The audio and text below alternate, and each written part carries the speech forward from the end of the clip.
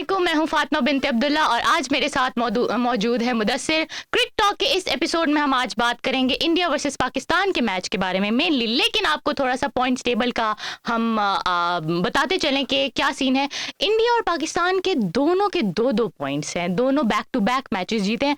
मुदस्सिर, इस पे आप क्या कहेंगे? दोनों, मैं तो ये कहूँगा क्योंकि हमारी एक तो अगर पाकिस्तानी क्राउड के हवाले से बात की जाए, पाकिस्तानी माइंड के हवाले से बात की जाए, तो उनका माइंड में अब जो चीज़ है वो ये थी, बल्कि पहले जो थी कि इंडिया से मैच पाकिस्तान टफ हो जाता है, जीतना बहुत टफ हो जाता है, बहुत टफ हो जाता है। लेकिन आज इस दफा जो मैच होने लगा है और जो लास्ट प्रीवियस मैच हमने देखा पाकिस्तान वर्सेस श्रीलंका का, तो उसमें कुछ चीजें ऐसी पॉजिटिव नजर आई हैं, उम्मीद की किरणें नजर आई हैं, जिसकी बिना पे हम कह सकते हैं कि जो आने वाला मैच है, ये जो स्पेशली जो हमारा ये मैच पाकिस्तान वर्सेस इंडिया होगा, तो ये एक टफ मैच देखने को मिलेगा। बिल्कुल ऐसे ही। और अगर हम अपनी टीम की थोड़ी सी बैक परफॉर्मेंस की बात करें, हम श्रीलंका के साथ उन्होंने जिस तरह खेला उसकी बात करें, तो अब्दुल्ला शफीक को ओपनर लाया गया। मैंने प्रेडिक्शन दी थी मुदस्सिर कि अब्दुल्ला शफीक को अगर हम ओपनर लेके आएंगे तो बड़ा जबरदस्त सीन होगा। आपने जो प्रेडिक्शन की, आपने जो जंतरियां निकाल के उसका हिसाब किताब लगा के जो आपने प्रेडिक्शन की एज इट इज़ वैसे उन्होंने परफॉर्म किया। इसीलिए तो हम कहते हैं कि फातिमा जो है माशाल्लाह क्रिकेट के ऊपर काफ़ी, अभी ये क्रिकेट सिखाने के ऊपर भी कुछ टाइम के बाद अपने प्रोग्राम्स करेंगी, तो आप इनसे सीख सकते हैं कि क्रिकेट सीखी कैसे जाती है, खेली कैसे जाती है। और जहाँ तक हम रिजवान ने हमें एक स्टेटमेंट दी थी जब उनसे प्रेजेंटेशन के वक्त पूछा गया था कि क्रैम्प्स थे या नहीं थे, तो रिजवान ने रिजवान ने कहा sometimes it's cramp, sometimes it's acting. तो ये एक्टिंग किस तरह असर डालती है दूसरी टीम पे मुदस्सिर?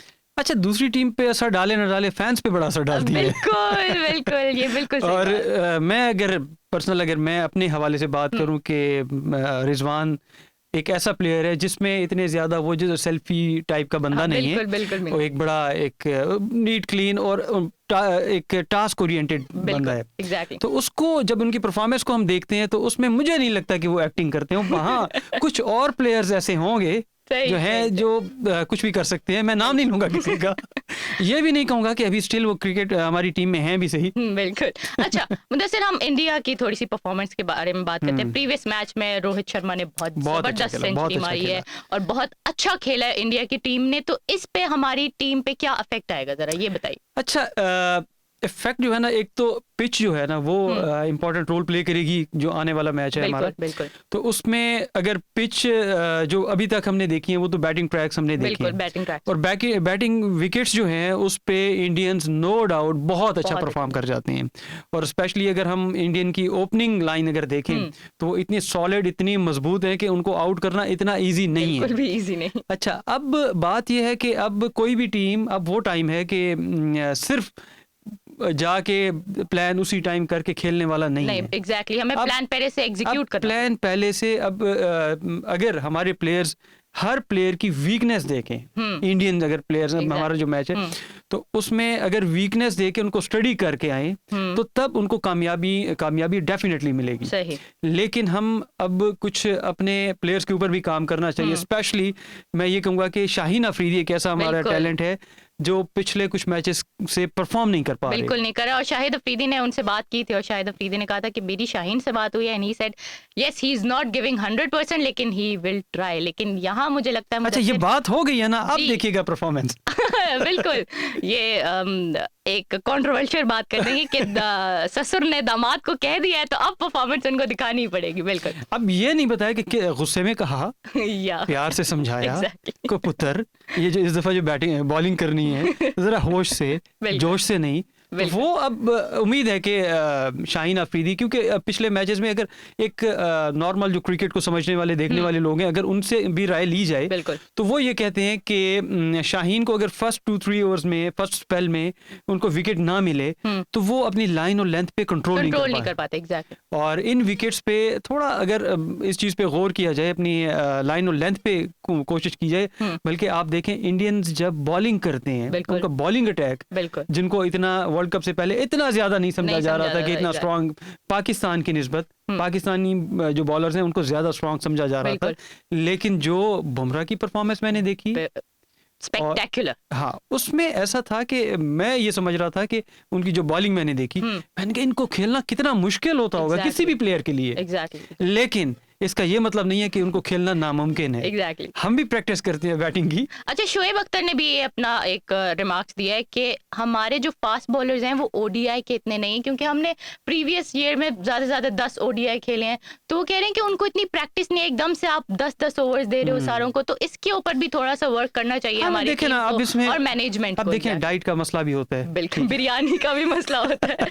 जब हम बिरयानियां ज्यादा खाएंगे अपनी डाइट की केयर नहीं करेंगे। और दूसरा एक मेरे हवाले, मैं अगर इस बात को इस तरीके से करूं कि पाकिस्तान में ज़्यादातर T20 का एक इन्वायरमेंट बना रहा है शुरू काफ़ी टाइम से अब, तो उसके अंदर रहते हुए जी 4 ओवर्स हमने करने हैं और उनको 10 ओवर्स की जब वो मिल जाए, टास्क मिल जाए, तो ऑब्वियसली किसी भी बैट्समैन बॉलर के लिए बड़ा टफ हो जाता है। लेकिन हमारे क्योंकि ये इंटरनेशनल प्लेयर्स हैं सब, ये कोई लोकल प्लेयर नहीं है या डोमेस्टिक के प्लेयर नहीं है, बिल्कुल तो जिनको हम ये कहें कि नहीं जी 4 ओवर्स तक तो ठीक है, लेकिन जब बात आती है 10 ओवर्स तक तो भाई इनके जो सेल है ना वो चार्जिंग खत्म हो जाती है। अच्छा, हम अगर टॉस की बात करें मुदस्सिर, नरेंद्र मोदी स्टेडियम में ये मैच होने जा रहा है। वाह, ठीक, नरेंद्र मोदी स्टेडियम में ये मैच होने जा रहा है, तो आपको क्या लगता है अगर पाकिस्तान टॉस जीते तो बैटिंग करनी चाहिए या बॉलिंग की तरफ जाना चाहिए? देखिए, अगर बैटिंग करनी है, अगर बैटिंग करता है पाकिस्तान, तो मैं ये चाहूंगा कि अगर पाकिस्तान बैटिंग करे तो मिनिमम 400 स्कोर बनाए। 400, ओह माय गॉड। लेकिन हमने देखिए चेस किया है, हमने सबसे हाईएस्ट टोटल चेस किया अभी तक वर्ल्ड कप की हिस्ट्री। अच्छा, ये फर्स्ट बैटिंग के हवाले से और वैसे 320 350 वहाँ आजकल जो पिचेस हैं वहाँ की, बैटिंग पिचेस ज्यादा से ज्यादा, इतना मिनिमम इतना होना चाहिए, मिनिमम, तो उस पे फाइट की जा सकती है ना। और अगर इंडिया पहले बैटिंग करता है तो पाकिस्तान को चाहिए कि वो 280 270 के अंदर इंडियन टीम को अगर आउट कर ले तो पाकिस्तान बड़े अच्छे तरीके से मैं ये समझता हूँ कि जीत सकता है। तो आपको क्या लगता है, ओपनर्स सेम आने चाहिए या हमें थोड़ी चेंजिंग करनी चाहिए? फखर जमान को फिलहाल जो है ना, मैं ये समझूंगा कि अच्छा प्लेयर है, बड़े मैच का प्लेयर है, जो कि एक अफवाह है और सब लोग कहते हैं कि बड़े मैच का प्लेयर है, लेकिन बड़े मैच का प्लेयर फिलहाल परफॉर्म नहीं कर रहा। फखर अगर हमारी आवाज़ सुन रहे हैं, हमें सुन रहे हैं, हमें देख रहे हैं, तो बिल्कुल बुरा नहीं मनाना, ठीक है? हाँ, परफॉर्मेंस जो है वो मैटर करती है। और अब्दुल्ला शफीक एक बहुत अच्छा एक स्टार, ये देखें कि डेब्यू मैच है वर्ल्ड कप का और 100, ओह माय गॉड, और चेस करते हुए डबल 100 बनाई है हमारी फातिमा, ये देखें बॉडी लैंग्वेज जो होती है वो आप उनकी देखें। एक तो हमारे मीडिया का थोड़ा एक मसला ये है कि वो किसी भी प्लेयर को जब परफॉर्म करता है तो उसको बस आसमान तक पहुंचा देते हैं बड़े जल्दी, ठीक है? और मैं चाहूंगा कि अब्दुल्ला शफीक को चाहिए कि मीडिया से दूर रहें, ठीक है? कोई ऐसी वैसी, अगर उनको स्टार्ट में ये चीज़ें बड़ी अच्छी लगती हैं कि मेरी बड़ी वाह वाह हो रही है ना, लेकिन इनको चाहिए कि ये अपनी परफॉर्मेंस पे ही कंसंट्रेट करते रहें, उन परफॉर्मेंस पे ही फोकस रहें। और बहुत अच्छा टैलेंट है, एक टेक्निकली साउंड बैट्समैन जो है ना, वो हमें देखने को मिला एक अरसे के बाद, बहुत अरसे के बाद, जिसके जबरदस्त इनिंग्स देखने को, जबरदस्त इनिंग। फिर इनके आप शॉट्स देखें, शॉट सिलेक्शन देखें और मेरिट पे खेलना जो है वो देखें, तो लगता है कि ये कोई इनका डेब्यू मैच नहीं था, ये एक सीनियर प्लेयर की तरह बिहेव कर रहे थे। और रिजवान की अगर हम सेंचुरी की बात करें तो what a classy player he is, इतना जबरदस्त खेलते हैं वो, फिर कभी एक्टिंग कर लेते हैं, कभी क्रैम्प्स आ जाते हैं। लेकिन अच्छा, रिजवान से अगर हम थोड़ा हटे, इफ्तिखार के जो मैं एग्जैक्टली यही बात करना चाह रहा था। देखिए, मैं समझ गई कि क्या बात करना चाह रहे थे।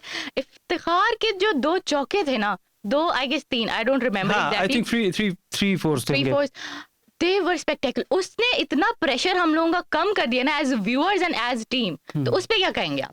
मैं कहूँगा कि इफ्तिखार जैसे प्लेयर जो है ना ज़रूर टीम में होने चाहिए क्योंकि ये वो प्लेयर हैं जिन्होंने जो किसी भी सिचुएशन में कोई मैक्सिमम कोशिश कर रहे होते हैं कि हम परफॉर्म करके टीम के लिए बेहतर खेलें और मैच को जीत के करीब तक लेके जाएं। बिल्कुल, क्योंकि बाकी कुछ प्लेयर्स ऐसे होते हैं, आप देखें ओवरऑल टीम्स में, कि वो जब स्कोर उनका 50 तक पहुंचता है, 50 से पहले पहुंचता है, तो वो बिल्कुल स्लो हो जाते हैं। सेंचुरी के तक पहुंचते हुए बहुत बड़े प्लेयर्स हमने देखे हैं, ऐसी बात नहीं है जो सेंचुरी से पहले ऐसे स्लो हो जाते हैं कि टीम बढ़ जाती है। बस सही बात है। अच्छा, हम बाबर के ऊपर जरा आते हैं। Babar is not performing well these days as he is a captain, he is a main batter of the team and he is not performing. इस पे क्या तबसरा करना चाहिए? मैं ये तबसरा करना चाहूंगा उनके स्किल्स के हवाले से, उनके बैटिंग के हवाले से। एज अ प्लेयर एक बहुत बड़े प्लेयर हैं, नो डाउट। और टेक्निकली हर हवाले से बाबर बहुत अच्छे हैं। बिल्कुल। अच्छा, एक्स्ट्रा ऑर्डिनरी नहीं, एक्स्ट्रा ऑर्डिनरी। लेकिन अभी जो करंट कुछ मैचेस हैं जिनमें उन्होंने परफॉर्म नहीं किया, अगर उनको देखें तो मुझे लगता है कि शायद ये वावा और ज़बरदस्त और किंग खान और ये चीज़ें जब आ जाए ना, तो ये कहीं ना कहीं आपके माइंड में बैठ जाएं। ठीक है। तो मेरा नहीं ख्याल कि फिर अगर बैठ जाएं तो फिर वो उनका डिफोकस हो जाते हैं, सही। तो हम इस पे हम ज्यादा और भी बात करेंगे। हाँ, लेकिन हम उम्मीद करते हैं कि बाबर एक ऐसा प्लेयर है कि वो अपनी फॉर्म में दोबारा आ जाएंगे। और उम्मीद है कि ये जो आने वाला ये जो हमारा मैच होगा पाकिस्तान इंडिया के साथ, इस मैच में भी इनसे हम एक्सपेक्ट कर रही है पाकिस्तानी कौम के अच्छा परफॉर्म करें और पाकिस्तान के लिए बेहतरीन खेल। And we wish best of luck to both of the teams. इंशाल्लाह पाकिस्तान जीतेगी। मैं ये नहीं कहूंगी कि इंडिया जीते, इंशाल्लाह पाकिस्तान जीतेगी। Thank you so much Mudassir, and हमारे व्यूअर्स का भी बहुत बहुत थैंक यू हमें देखने के लिए। इंशाल्लाह नेक्स्ट एपिसोड में एक नए एक्सपीरियंस के साथ, एक नए एनालिसिस के साथ आपके साथ फिर मौजूद होंगे। मुझे, मुदस्सिर को और फातिमा को इजाजत दीजिए। अल्लाह हाफिज। अल्लाह हाफिज।